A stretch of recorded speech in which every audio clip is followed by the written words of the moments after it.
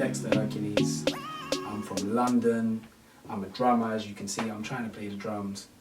And I'm here with my boy and my brother from another, Devon Taylor. This is my guy. We've known each other for a number of years. And it's all good, man. How are you, bro? Man, I'm good, bro. How's it going? Man, it's going good. I'm in London once again, you know what I mean? Yeah, who you here with? One of my favorites. I'm here with Tamia right now, currently at the moment. We have a show at the Coco, Camden, I think, right? Friday. Cool. It's in Camden, right? Yeah. Coco. That's right. Yeah. We have a show there Friday. I'm born and raised from Atlanta, Georgia. How do you like London, man? How do I like London? I love London, bro. London is one of my favorites. One of my favorite cities and countries to be in, you know what I mean? I love the UK. I'm thinking about moving here, actually. Yeah. You know what I mean? There's some space for you. Yeah, you know, get a little different culture, you know what I mean? Yeah. Different scenery. I've actually, my family's from your sides. Really? My family's from ATL, so ATL is like my second home. So how do you like ATL? I love ATL. I love the scene. I love the music. I love the people. It's good vibes, man. Like, I've spent a lot of time there. Obviously, my grandmother lives there. My uncle lives there.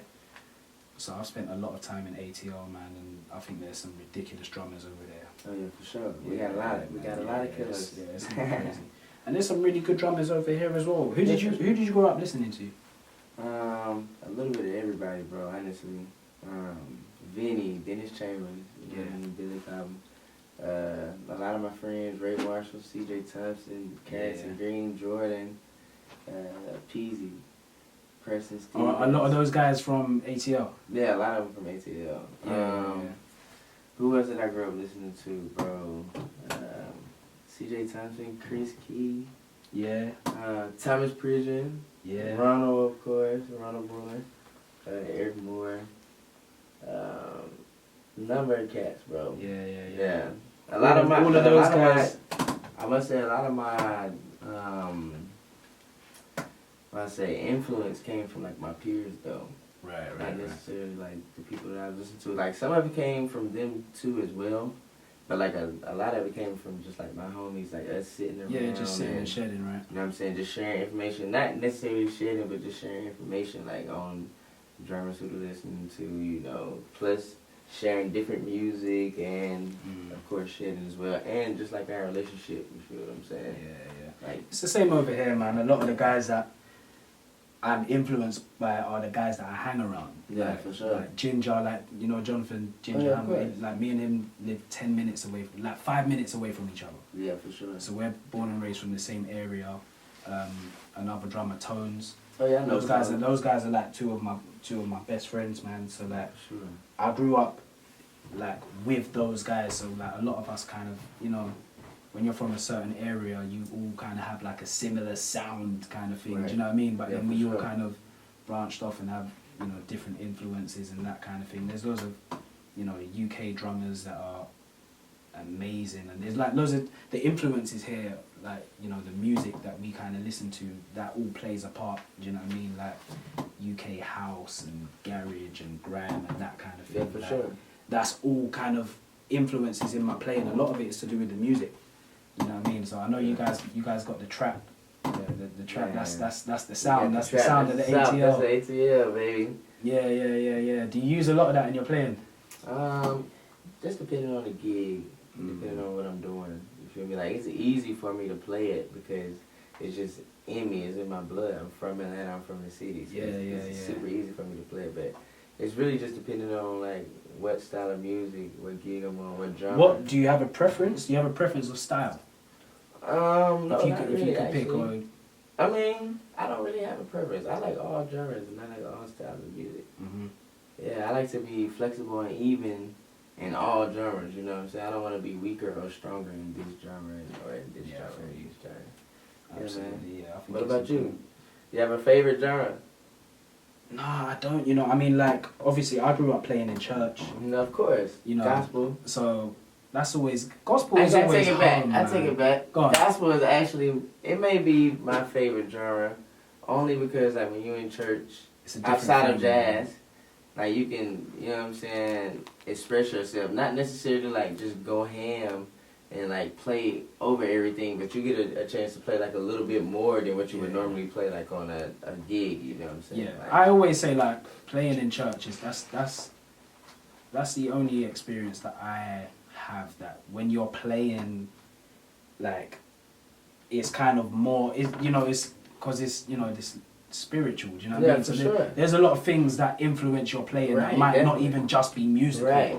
Do you know what I mean? So it's like a bit of a different vibe. So I always enjoy playing in church. I don't really get to play in church as much these days, but then I grew up playing in church, and then I kind of went and played a lot of like jazz fusion, and like I really like, when I was a teenager, I kind of went down the fusion route. Yeah, for sure. Do you know what I mean? That's when I started listening to Dennis and like all the Chick Corea stuff. Like I used to rinse all of that stuff. Do you know what I mean? So I really went down that route before I kind of ended up in the pop world, and now I'm kind of doing my own thing now. My stuff is a bit more jazz with like Afro beats and that kind of vibe. Yeah. You know Afro beats. Yeah, for sure. Yeah, man. So come on, demonstrate something for me. see, that's my pressure, bro. Come on, show me my pressure. My stuff. Show me like something from your stuff though. For my stuff. How do you combine the two? The Afro beats kind of thing. That's a bit more like, about Fela Kuti. Yeah. That's a bit more like.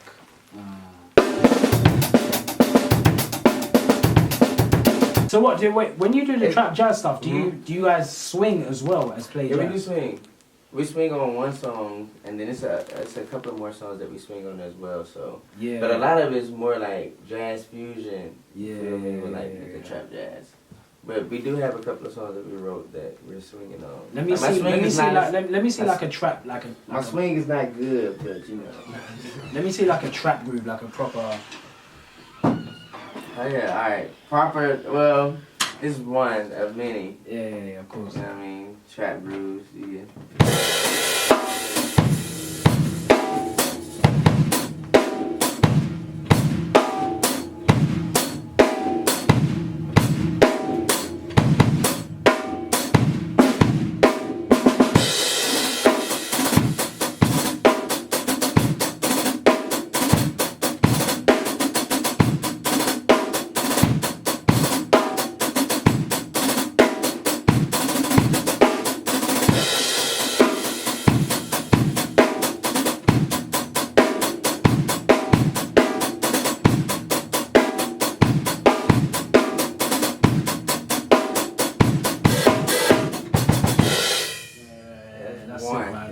So all of that stuff, do you guys compose it yourself with your band?